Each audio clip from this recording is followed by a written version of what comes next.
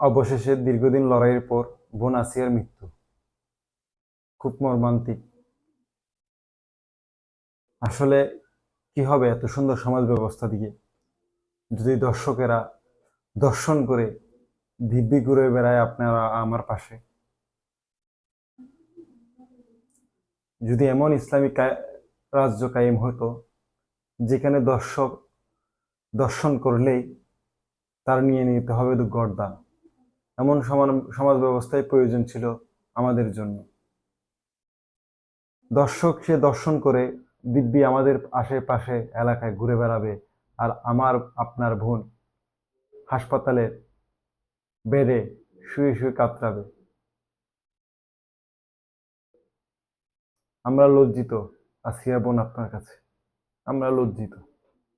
আমাদের সমাজ ব্যবস্থা লজ্জিত, আমাদের দেশ আপনার কাছে লজ্জিত।